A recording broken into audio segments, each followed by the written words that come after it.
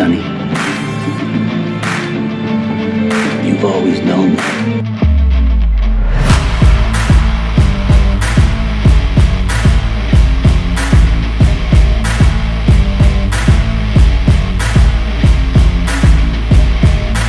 Drop the gun and get on the ground.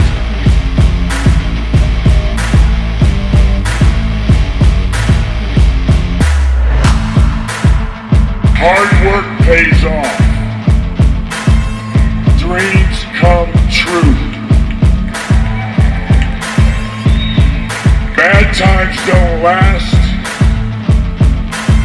but bad guys do. All right, ladies and gentlemen, boys and girls, children of all ages, you are listening to the Suds and the Squirt Circle podcast. My name is Vinny Apicella, and today is Monday, December 5th, 2022. We are here. I have decided not to do live video shows on YouTube anymore for a couple of reasons. One, I can't commit to a specific time. The reason being that my personal work schedule is so crazy busy right now that I'm in the middle of a 14-day stretch with no days off, working anywhere from 8 to 12 hours a day, and between that and homework, because, I'm going for my master's degree, I just don't have the time to specifically say at 7 o'clock p.m. Eastern Time on Sundays, I will be available to do a live show, and I just don't have the time to actually market it and put it out there and promote it and, put all the social media feeds on Twitter, social media posts on Twitter and Instagram, and it's a lot of work. And I'm the only person doing it. Like, I don't have, and I'm not making excuses, but I don't have a partner. Like, I as you could tell, I don't have a co-host on the show, and everything is me. And it's not an oh, woe is me problem, but at the same time, I'm just putting it out there that I just can't make that commitment. And to put it out there and just say, hey, I'm going live at 7 o'clock tonight, and with the algorithm of Twitter, not knowing who's going to see it, and yeah, I do tag some people and some other shows, and they have done great with reposting or retweeting what I put out there, but at the same time, I'm just not going to be doing live feeds anymore. It's good if you have the ability to commit. And I give a lot of credit to James Law Jr. and JLJ Media for doing their live. He does a multitude of live shows because he covers not only General Hospital, but he covers all the other episodes as well, the other soap operas as well.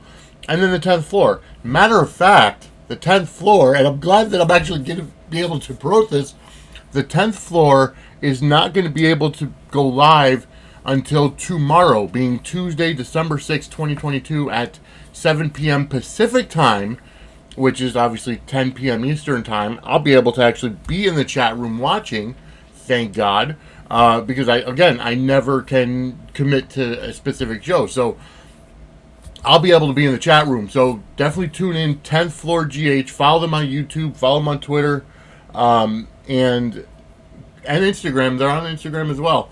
Go ahead and follow them and give them a shout out, and go watch their live show tomorrow, being Tuesday the 6th of December at 7 p.m. Pacific time.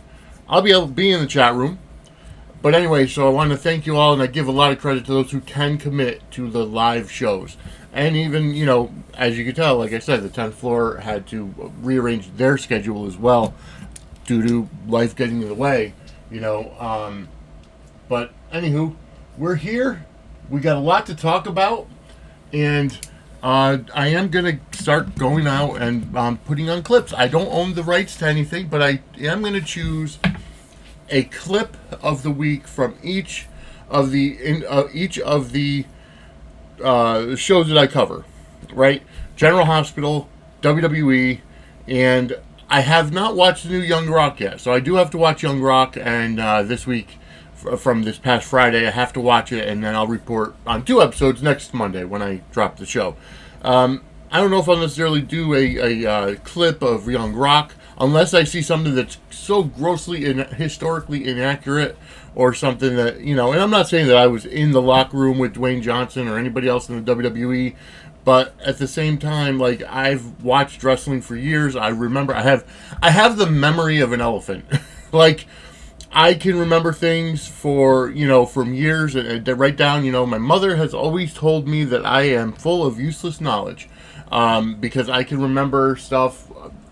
To be honest with you, I got to tell you something. So, here's the deal. Before we actually get into the recaps of the shows, everybody's wondering, as a 41-year-old man, why do I still watch wrestling? Why do I, why haven't I grown out of it? Because there's a lot of people, when you're in high school, it's great. And when I was in high school, it was in the middle of the Attitude Era, right? DX was big, NWO was big. I still watch it. I'm still a huge NWO fan. As a matter of fact, at my wedding, I actually paid, and I had Neil Pruitt, the voice of the New World Order, the voice of the NWO advertisements and stuff. I had him do a piece for my wedding, and I'm not going to play it on here because I don't have the right to, but at some point I may post the actual video on Twitter, and I'll let everybody know if I get it.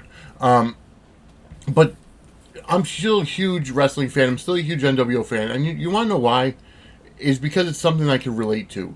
And this is getting very deep in the woods, and it's something that really, it's not something that bothers me, but it's something that's not talked about. Like, I'm not a huge advocate for putting your feelings out there, right? I come from the old school. All right, I come from, being 41 years old. I was born in 1981. You suck it up. You go to work. You do what you got to do. You don't bring your personal life into work. You don't bring your mental health into work. Yes, everybody deserves some time off. Everybody deserves some downtime and a quote-unquote mental health day. Everybody deserves that, right? But at the same time, it's life. Stuff's going to happen. You're going to go through shit in your life. Get over it. Like, if you need to have... And I've been in therapy myself. I've had therapists. I've talked to counselors, whatever. And you talk through things. Even a trusted friend. Not necessarily that they'll have the tools to be equipped to help you with whatever you're dealing with, but at least somebody to listen to. A good set of ears. I have a good set of ears, and I've talked to many friends who've needed it over the years just to allow them to vent, right? What I don't like is people putting such a big preference on mental health. And it's not that it doesn't, a huge thing on mental health and learning disabilities and that, and it has nothing to do with the fact that it's not important. I don't like it because, quite honestly, it's nobody else's business. Like, if I choose to put out there, if I choose to go to a trusted friend, and I'm not talking about Twitter, I'm not talking about social media, if I go ahead and put it out there to a trusted friend saying, hey, I'm struggling with this, and I'm going to be completely honest with you, during the COVID lockdown, and, and the word lockdown itself really gave me some anxiety. For those of you that don't know, I've been in prison before. I'm very open about it. You know what I mean? And, when I had my interview on the Fan Spotlight of Pier 54 back in the summer of 2021, I had told them, I've been in prison. I could give you kind of an insight into how they do things wrong with Pentonville and on General Hospital and so on and so forth. And so during the 2020, during the height of the COVID pandemic, and everybody's like, oh yeah, we're on lockdown because we can only go to the store, we can't go out past a certain time, and only essential workers are able to go, and we got to wear masks, and we got to isolate, you got to be 6 feet apart. Well, that's not a lockdown, right? A lockdown is when you're in a cell, maybe 6 feet by 9 feet, two grown adult males sharing a bunk, all right, one on top, one on the bottom, and not able to leave that cell except to shower once every 3 days. So that's a lockdown. So when you're on the news and on social media and people are constantly talking about, oh, we're on lockdown, we're going back on lockdown, unless you've been in prison, you don't know what lockdown means. You can still get in your car, go to the grocery store, go to the bank. You can still go out of your house and walk around the block or walk to a park. And like I said, I'm not somebody that shares a lot about my mental health or anything because, quite honestly, unless I choose to go to somebody to talk about it, it's nobody's business.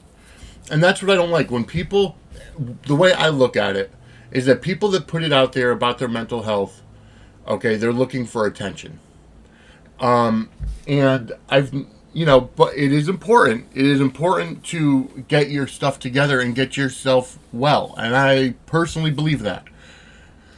However, with that said, and I'm not talking about when you're posting on Twitter that the comments or the retweets or, the trolls out there that are just freaking nasty affect your mental health. That I'm not talking about because that's warranted. If you're going on, everybody on social media has their opinion. They post their opinion, whether it's political, whether it's wrestling, whether it's soap opera, whether it's baseball, basketball, XYZ, whatever it is. Everybody has the right to post their opinion on social media. But when you get the trolls out there that like constantly barrage you for anything, and you could make a comment that's just a generic comment about whatever subject it may be, and you're going to have 3 or 4 people who are hardcore obsessed, who have nothing better to do with their lives, in your comments telling you to drop dead, or telling you to, for whatever, or making fun of the way you look, or bullying. Again, it happens. So when you go onto social media and you go onto Twitter and you say, hey, you know what? You people are freaking toxic. And, I'm not posting on Twitter anymore because of, the trolls out there. And it's sad that it's sad when people you feel they have to deactivate their social media accounts because the people that are sitting behind their phones or their keyboards can't be respectful. Like, there's so many toxic fans and I don't even call them fans because they're not fans. They're just people keyboard warriors. Right? There's so many people out there that just want to berate. Like, the absolute, I want to say there are 2 really bad, really toxic, quote-unquote, fandoms. And those are the AEW fandoms and Sasha Banks fandom. Those people will, I swear, they will take up arms to fight anybody or to fight anybody, go to war with anybody who says anything bad about what they like. Well, me personally, you got a problem because I don't like AEW. Yeah, they do some things well, but the majority of the stuff, it's like Tony Khan, who owns AEW, in my opinion, he's just a little kid. He never got out of the whole mindset of this is a wrestling figure league, right?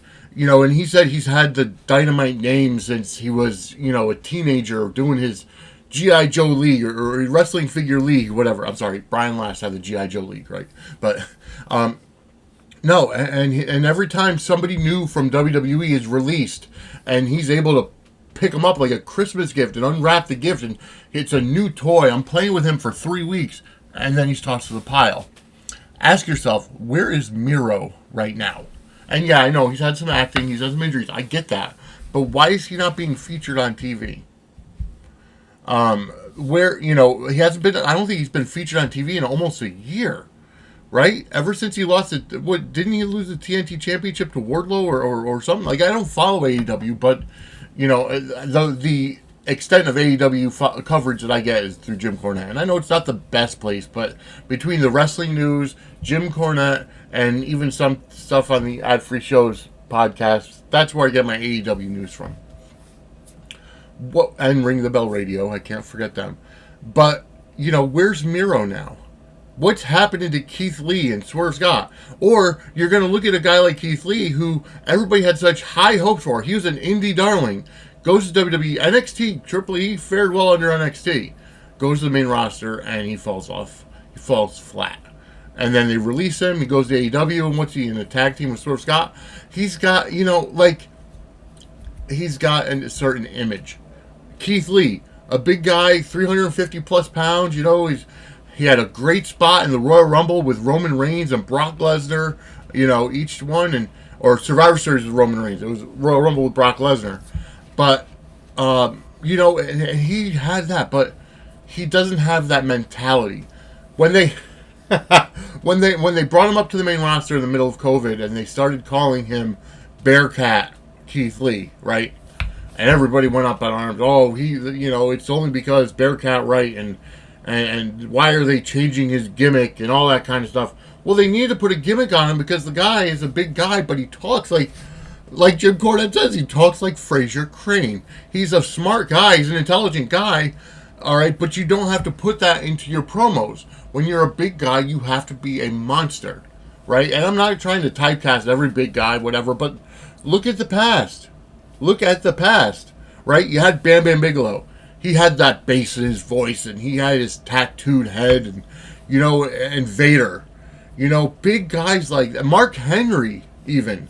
And I'm surprised when Mark Henry, before he signed with AEW, I am shocked that he didn't work with Keith Lee and kind of be like, hey, you've got to get that tenacity, that veracity, and get that bass in your, get that snarl in your voice, and go out there and kick the shit out of people, right? That's because Keith Lee could have been the next Mark Henry. He could have been a fantastic guy to draw the crowd, get the heat, because he was bringing people to the Hall of Pain. But no, he'd rather cut promos like Fraser Crane and use his intelligence and his book smarts. Which, okay, it's a new thing. But after 2 promos and it's not getting over with the general fan, the casual fan, I'm not talking about the marks that are in their parents' basements and, just live online and read The Observer and listen to Dave Meltzer, right? I'm not talking about them. I'm talking about the people that are going to watch on a Monday night, may or may not watch, and if you hook them, you hook them. And they come back for more. And they come back week after week after week because they connect with Keith Lee, right? I'm not talking about the people that attend the Maryland Championship Wrestling shows that you wrestled on, that know who you are from the indies. I'm not discounting an indie career because you're making money doing what you love, right? But after a certain time frame, when you're on the WWE, the world's largest wrestling promotion, on their main roster, on their flagship show, Monday Night Raw, and okay, it's COVID, you're not getting a response anyways, but you're failing to get better and get into the title picture where you so clearly could be, there's a problem. And there's some, so now he's in AEW, and he's in a tag team with Swerve Scott, and, they were tag team champions, but, again, why did Tony Khan put Swerve and Keith Lee together? They had nothing together. Like, there's no commonality between them, right? FTR's been together for years. Young Bucks are brothers. The Lucha Brothers are brothers. You know what I mean? Like, they all have a common thread. What's the common thread with Keith Lee and Swerve Scott? And it's called Swerve in My Glory, right? All right, so enough off that rant. I know I went XYZ into different directions. However, get to our first clip today. Probably, in my opinion, the best storyline of the week, and I know I'm going to get some heat for that because up until this point in time, the storyline's been so slow, right? The Chase and Brooklyn storyline, with Link, and this stuff could have been wrapped up a lot quicker. And it's not because I don't like long-term storytelling. I love long-term storytelling. But when you have Dante back in September going to Brooklyn saying, hey, we're going to have this meeting, we want to get Chase rehired, that's what he wants, could you, a letter from you would do great because he defended your honor twice, and that's why he got suspended. You know what I mean? And Dante is telling her that, and it's 2 months ago, and you want, all points lead to Brooklyn changing her, not being selfish anymore. She loves this guy, they're doing stuff together, but then, she decides against it. So we're going to get to our first clip right now, and that's going to be from Wednesday's episode of General Hospital. Chase and Sasha, right when Chase confronts her about the fact that there's been no letter written by the review board. So we'll be right back.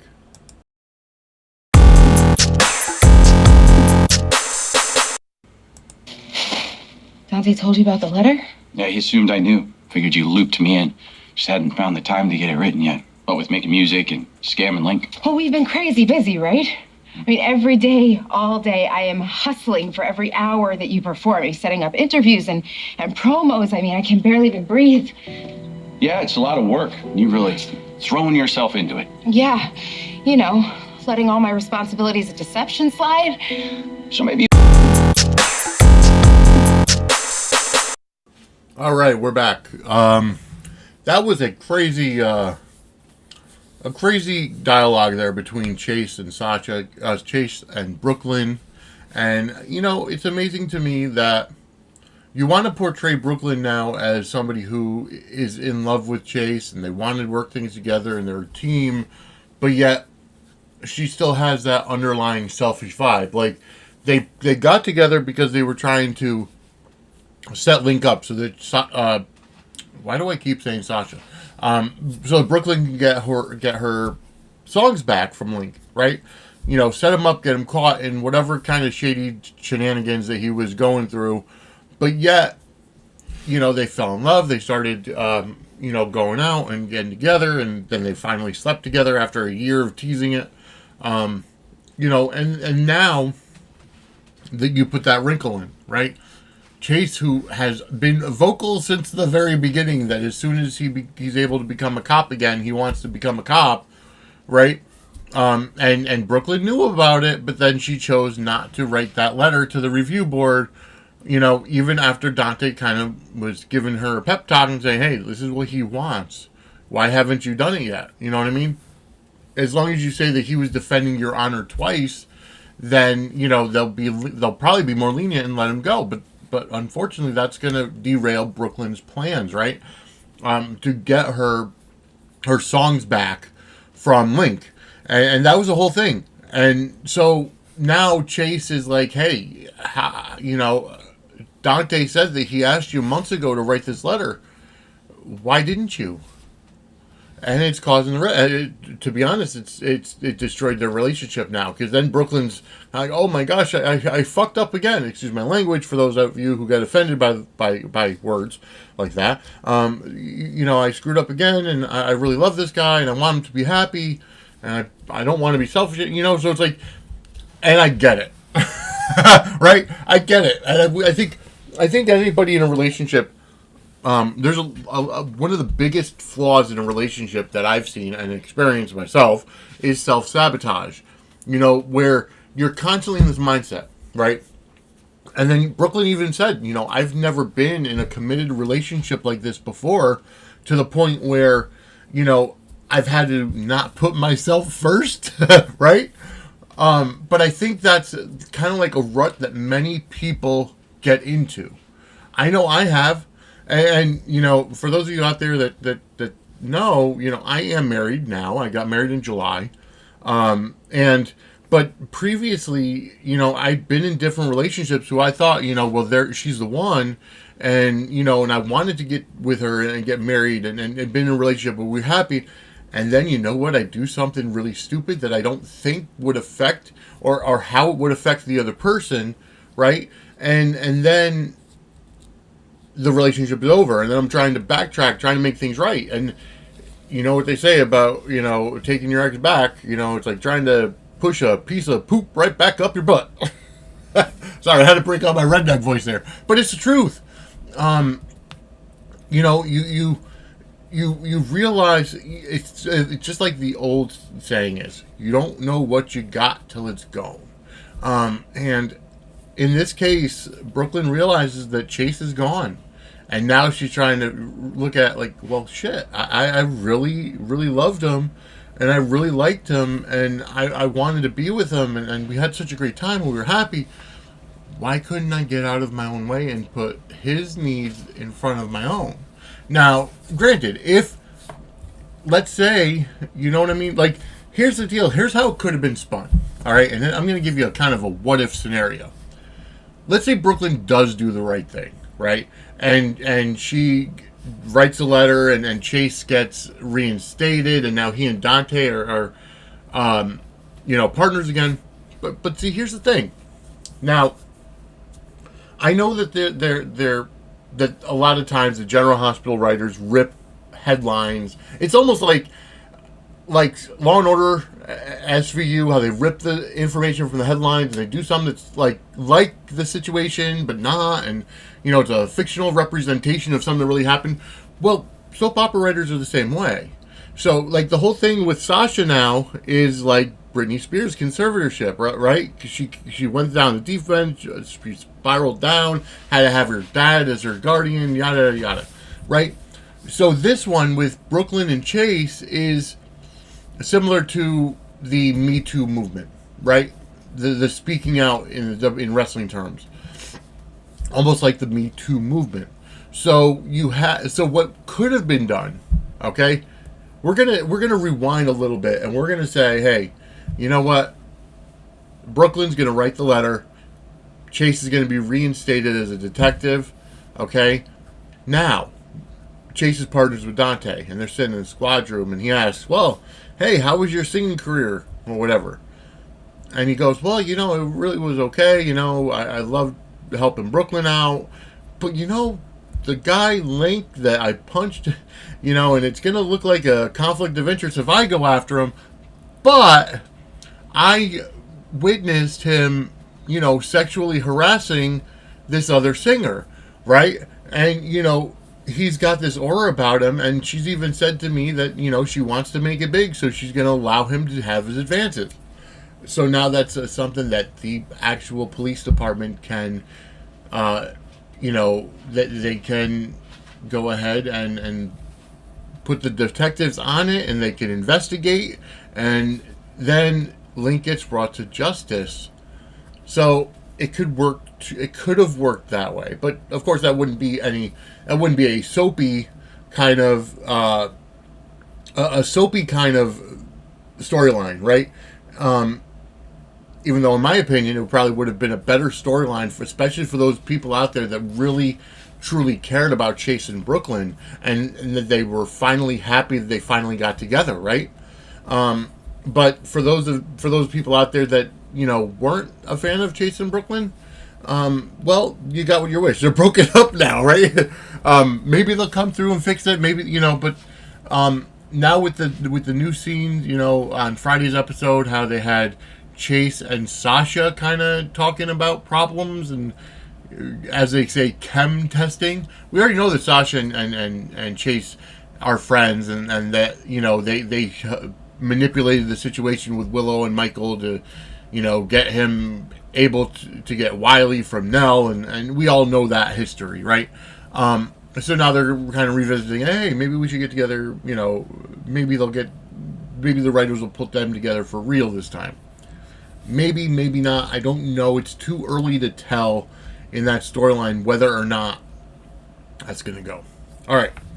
I kind of broke down that whole Chase and Brooklyn situation, gave my alternate ending, alternate reality, what could have happened. Now, moving right along to Robert, Holly, Anna, this whole thing, last week it did come out, or the week prior, it came out that Holly was the one that shot Lucy. Lucy's not dead. We know that. She's taken to a hiding spot. She'll be found when it comes to time for the nurses' ball again, around the 60th anniversary, right? This is the whole storyline. And she'll be found roughly maybe in January or February, and she'll come back, and she'll be on such a high because she was being held as a prisoner, but now it's time to give back, and we're going to do another nurses' ball. At least that's my assumption. But Holly, they showed that Holly was the one that took off the wig and disguised herself as Anna, and of course this was way before Holly, quote unquote, resurfaced, right? Or maybe it was after. I can't remember. But either way, and then Robert called her out. Robert called her out on it, and they got the whole story how Victor Cassadine is holding Ethan, and there's still no information on Luke, right? Whether or not Luke is alive. I highly doubt it, unless Anthony Gary himself had passed away. I highly doubt they would kill Luke Spencer off screen. He just being the legacy character that Luke is. Luke and Laura got their highest ratings in 1981 for their wedding. So I highly doubt that they would do that. So maybe it's all gearing up for Luke coming back. Now this is just a shot in the dark shot in the dark. It's not even a rumor. Just a shot in the dark. Maybe they're gearing up for the 60th anniversary, Luke coming back. Anthony Gary coming back for, a 2-day stint or a week stint, because he's happy in Amsterdam, right? He retired from acting. He's living in Amsterdam. He's got no cares in the world. He doesn't need to come back to Hollywood, especially after COVID and the whole thing. And maybe, for all we know, he could be unvaccinated and Disney wouldn't want them back, right? No, I'm kidding. Actually, Disney dropped the vaccine mandate. But, you know what I mean? I don't know. He's retired. He's off the grid. Don't have any news about Anthony Gary, so I'm just putting it out there in the universe. Maybe Luke will come back. I don't know. But, all right. So, then they had Marshall and the Ashford family Thanksgiving. They had how Jordan and Curtis were talking, and Trina was talking with Marshall about his diagnosis and, life in general, and, to bring up about Rory, and Rory hasn't been around, but Trina's having, different feelings about Spencer, and, okay, I gotta address this, okay? I don't get the appeal of putting Spencer and Trina together. I don't. Is it just because, it's an interracial couple? I don't know. But, I mean, you also have Molly and TJ for that. And I'm just guessing at it, right? I don't get it. I think Sidney Michaela had better chemistry with Nicholas Alexander Chavez. I don't think Tabyana Ali has that same type of chemistry. And that's the problem you run into when you have a recast in the middle of a storyline. Now, it just, I don't see them being a super couple. I don't see the appeal of putting them together. Like, okay, Young Love, I get that. You had Joss and Oscar, and then Joss and Cam, and now Joss and Dex, and starting to be Carly Jr. But, why? Like, why are they so hell-bent on putting Spencer and Trina together? Right? And it has nothing to do, I want to reiterate, it has nothing to do with a dislike of interracial couples. That's not what I'm saying, right? So I don't want to get my words twisted. But what I am saying is I don't see the appeal of those two characters being together. Like, I don't see the chemistry there. Like, I think they went in a different direction and had Trina be with Rory because, because Rory is a cop, and, Spencer's in prison now, and, just a different person. And I thought that they could have been a better couple, being Rory and Trina, and then Spencer's out on his own because he's the one that brought the cancer of Esme into the picture. Speaking of Esme, we'll get back to her in a little bit. And I don't even know how long I've been. I think I've been at this for about a half hour, if not more. And we do have to get on to WWE news, but in the meantime, I'm just going to kind of go off this and say, I don't get the appeal. Portia also asked Marshall if he really wants to get tested for the markers for being schizophrenic, right? Because Curtis didn't have the markers. So, and he wasn't necessarily, and Marshall wasn't necessarily diagnosed, quote unquote, with schizophrenia. He was just kind of told that when he was put into prison. And that could have been just an excuse, right? So it is a possibility as to him not being schizophrenic, and now they can actually test it. And it was pretty decent. I love how they kept referring back to the pie recipe was Portia's, but Curtis made it, right? And they were going to bring that last piece to Nika at the Savoy, but then Trina ended up eating it. And I like going through that new family dynamic, right? With Curtis being, Curtis and Portia getting married soon, and he's going to be Trina's stepfather, and Trina resents him, kind of going around her and doing stuff, to get her the what was it, internship at the Port Charles Museum, the Chuck, right? Instead of Ava's gallery, because Ava's closing the gallery because of the hook killer and all that kind of stuff, the hooker. So I really and truly enjoy seeing that family dynamic come together. I wish they didn't hold off so long on the Jordan Curtis divorce paperwork, and that was kind of like a fizzling fart in church.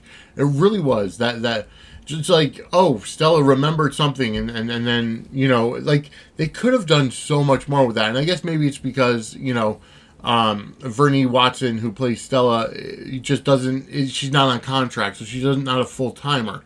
She's as part-time as Brock Lesnar is in the WWE.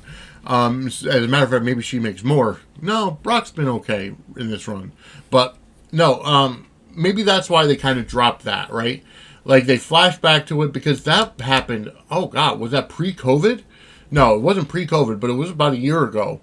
When Stella had her stroke and then, fainted, and then the papers got wet, and Cameron threw them away, and she couldn't remember what they were, and then she figured it out.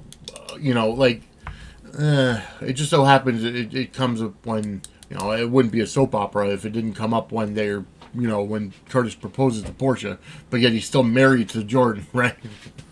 That's soapy goodness, right? So I don't think I've heard through the Girl of Vine, Tristan Rogers on Twitter said that Emma Sam's gone home. She's not. Holly's not there anymore, so her little story arc is over. Will she come back for the 60th anniversary? Perhaps. I think she might. Although now she's a fugitive, so we shall see.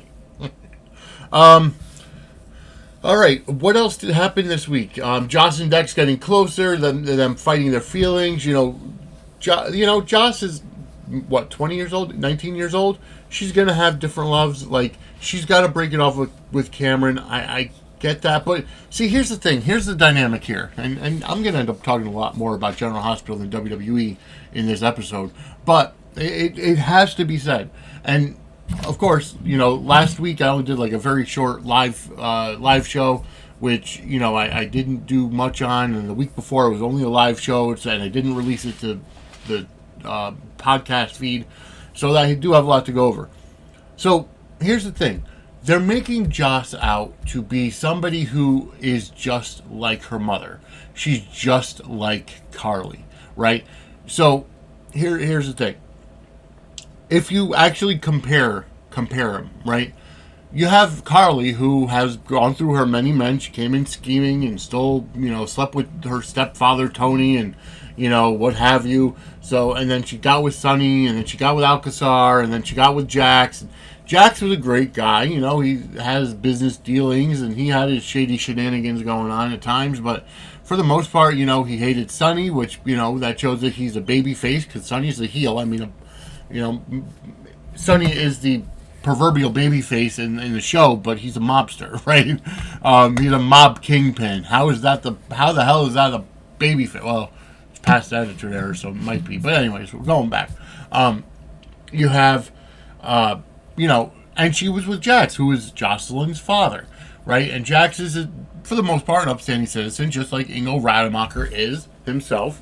And, Joss goes ahead and is with Cameron, and actually, before I even go there, Carly breaks up with Jax to go back to Sonny, and then she's with Franco, and then back to Sonny after that, and now she's with Drew, and we'll see how that goes. But Joss, okay, so I'm wondering if Joss is not suffering from some type of PTSD, the fact when Oscar died, that something broke in her, right? She found her one true love, and then after that, it's like everybody else is either disposable or she'll go for the next thrill, right? So you go ahead and you get, Joss, who she loved Oscar, and Oscar passed away. Okay, I get that storyline. It sucked, and Jocelyn was so hurt. But then Cameron was right there for her as her best friend.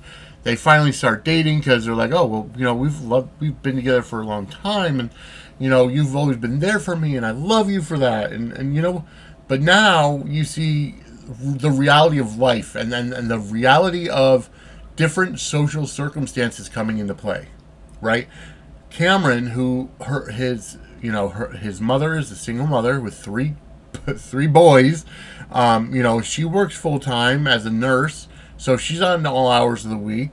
And Franco died, and they're still trying to pay off bills and everything. So you get the point where she's working her ass off. She's that middle class, middle class family Cameron comes from, and he's working not only at Kelly's as the manager, but also he's taking care of his brothers. When Elizabeth has to go on her fact-finding mission, or when she's in Shady Brook or whatever. So Cameron is showing his responsibility as a young man and a lot of maturity.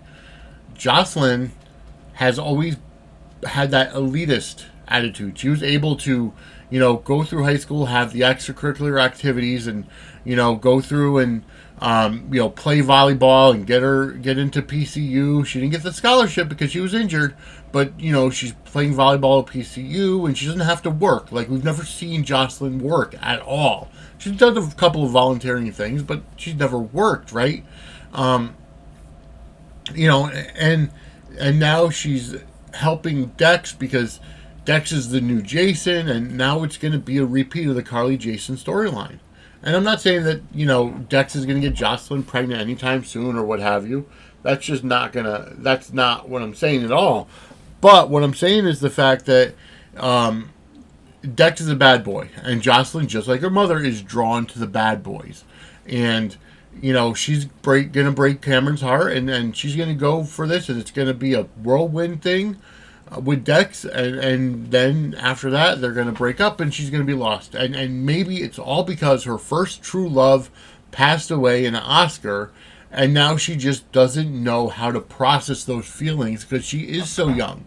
And only so much journaling or talking can really get that information through to you, especially as a 20-year-old, right? We haven't seen her really become an alcoholic, which is a good thing. We haven't seen her go to drugs, which is a good thing. But then you go ahead and you get, the fact that she's being drawn to this bad boy who, is in better shape than Cameron, right? Has a better physical physique than Cameron, and then he does this physical work, and he's out there, and he's not stuck waiting tables at a restaurant and everything. You know what I mean? So there's that discrepancy. Carly makes bad choices. Jocelyn is going to follow right in the same path and pattern. All right. I know there were other storylines that went on in General Hospital, but in my opinion, they weren't that big. Other than Britt, I've got to say, Britt, it just nailed it over the past couple of weeks. I feel so bad for Britt. Congrats to Kelly Tebow for, booking Station 19 and, going on to prime time, and I get that, and I'll probably end up watching it because of her, because I absolutely love her. But I feel so bad for Britt. Like, I don't want them to kill off the character, but, somebody, my mother kind of pointed this out to me because I said, oh, well, it's, maybe she'll go away to a clinic and she'll come back in a year or whatever, and she'll be, and she'll be cured. And my mother's like, well, here's the deal. If they do that, it's almost like a slap in the face, or giving people who actually have that Huntington's disease that there's a cure out there, and they can be. There is no cure for it.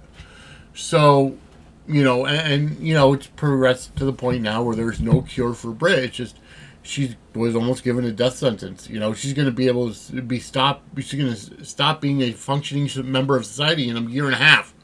And I feel so bad for her. And I love the scenes with Liesel and Britt. I don't need a doctor. I need a mother, right?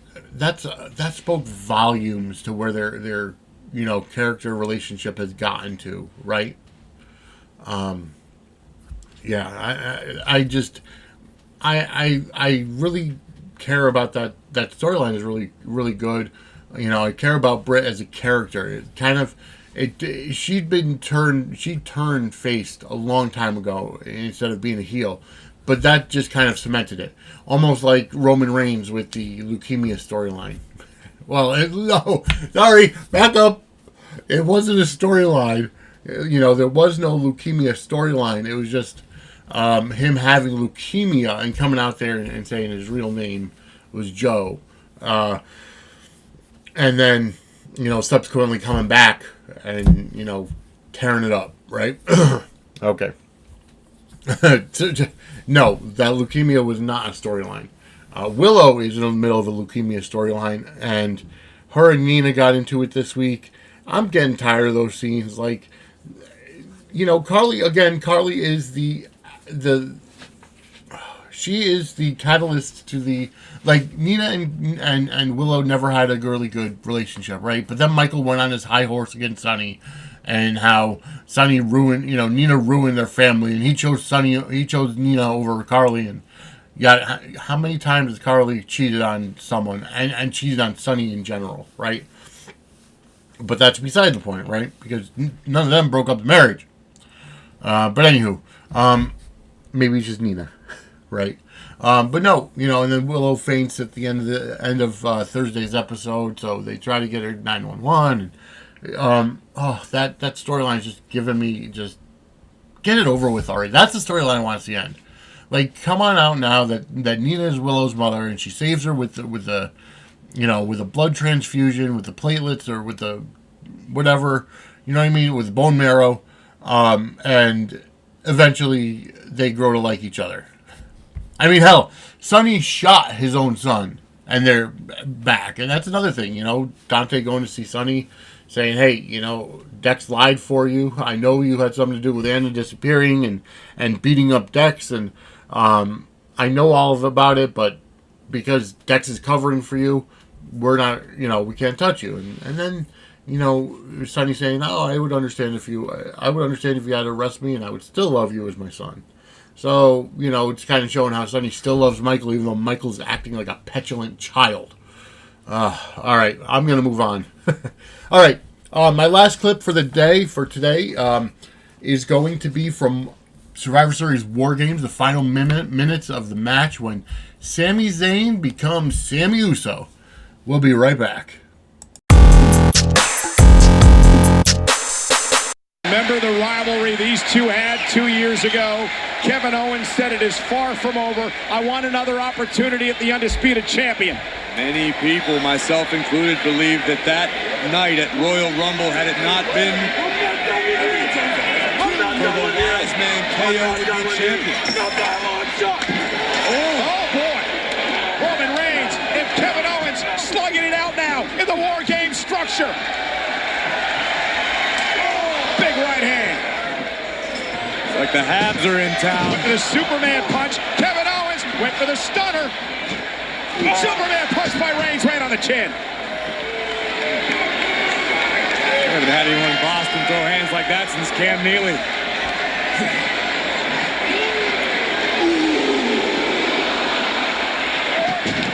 Into a super kick as he went for the spear. Kevin Owens went for the pop-up power bomb. Reigns is down. Kevin Owens has Reigns where he wants him. Stunner by Owens. Kevin Owens for the win inside War Games. And Sami Zayn preventing the official from counting to 3. Genius.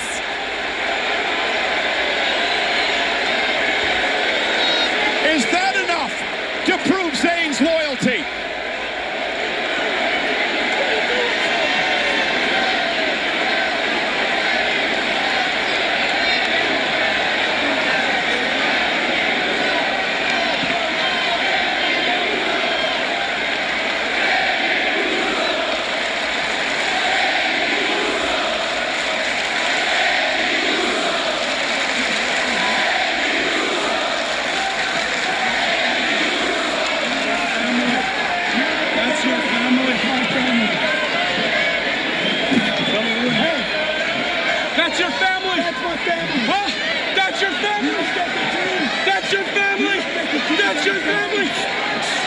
Went for the super. Oh!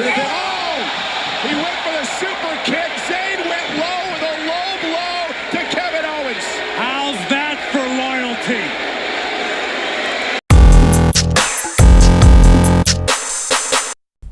All right, I'm back, and as you can tell, that was the ending of the War Games match at Survivor Series last Saturday, and Sami Zayn helping the Bloodline get the victory. Now, throughout the match, or throughout the night, and even starting on the SmackDown the Friday before, they were questioning, right? They were questioning Sami's motives. You know, yeah, he had talking to Kevin Owens in the back, but then lied to the Usos and said that he didn't talk to anybody already, you know, earlier that day. And then, you know, getting called in to talk to Roman earlier on Survivor Series saying, hey, are you with us or are you going to stab us in the back? He said, no, I'm with you, man. And regardless of what the Usos say, you know, I'm with you. And he poured his heart out. And, you know, then during the match, how Roman, instead of having Jimmy Uso go out second to help Jey Uso, he said, no, Sami's going out there. And it made it to the point where Sami and Jey had to work together as a team. And that story in a story itself kind of threaded throughout, right? And it's been threading. And the storyline is awesome. You know, so then he comes to a point where Jey Uso accidentally gives a super kick to Sami because I think it was Kevin Owens or someone got out of the way. It was an accident. Of course, the crowd started chanting, asshole, asshole, because the crowd always does, right? But then you go ahead and you get, at the very end, Kevin Owens and Roman Reigns are going at it. And then, as you heard, gave Reigns a stunner, and Reigns wasn't getting up. Like there was no shoulder coming up, there was no kick out. The match would have been over. And Sami, instead of going after Kevin and just kicking him off, right? He actually jumped on the referee to stop the count and grabbed the arm of the ref to stop the count, which in turn got Kevin Owens himself to get up and you know, they had that argument. Then he caught the super kick from Jey Uso, from one of the Usos, whether it's Jimmy or Jey, and then Sami goes downstairs and gives Kevin Owens a low blow, and then Jey Uso off the top rope with the frog splash. 1, 2, 3. The Bloodline wins War Games. Fantastic story throughout the whole night and throughout that whole match. The women's War Game match, you know, Bianca Belair's team, the baby faces came out ahead and won the match there. Becky Lynch won by giving a leg drop through a table onto Dakota Kai and Io Sky. I don't know. Too many weapons. Like, and I get it, and I don't want to sound like a fuddy-duddy or whatever, and I get the tables, you know what I mean? Like, if they bring in one table, fine. But you don't need to have a table on, you don't have to have the weapons in both in both War Games matches, right? The cage itself is the weapon, and that's what should have been done. And Bully Ray on Busted Open said the same thing. Cornette said the same thing. Why do all those weapons? Like, there's no reason for all those weapons to be brought in. Chairs and tables and ladders and kendo sticks in the women's match. Chairs and tables, you know, in the men's match. But the men's match had a much better storyline, and I could understand that, and they did what they had to do. But the problem is, you know, you're getting to a point where we know it's fantasy. We know it's not reality. We know that professional wrestling is choreographed and it's a scripted form of entertainment. We get that, right? But they've come away, there's no realism to it. And the problem is that you get to the point where if somebody goes through a table, you're knocked out. Like any normal person, right? And we want the wrestlers to be superheroes, so I get it. You know, that they could take all the beating and come back from it. I get it. But at the same time, you got to look at it this way. why, pray tell, are they going to make it so that, all right, if you get hit with a steel chair over the top of the head and you're able to get up in 2 seconds, like, that's not, it's not real. And I understand it's choreographed, but at the same time, it has to have that air of realism. And I think that's why a lot of older fans are being turned off. But I'm not going on a rant anymore. But the storyline with the bloodline and they're gearing up for Roman Reigns and Kevin Owens at Royal Rumble. And from all intents and purposes, from what I've heard, WrestleMania is going to be the Usos defending the Universal Tag Team Championships or Unified Tag Team Championships against Sami Zayn and Kevin Owens. So it's a possibility that you could have Sami turning on the Bloodline at some point or the Bloodline turning on Sami. So we'll see how that plays out. Big rumors coming out for Royal Rumble coming up in just about a month. Maybe a little over a month. You got, it's going to be in... where's it going to be? San Antonio this year? Yeah, I think it's back in San Antonio, if I'm not mistaken. But either way, they're saying, okay, well, there's talks about The Rock coming in and winning the Royal Rumble. No. The Rock is a distraction.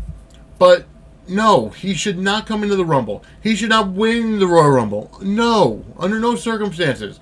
If you want to do Roman Reigns versus The Rock, you do it at WrestleMania.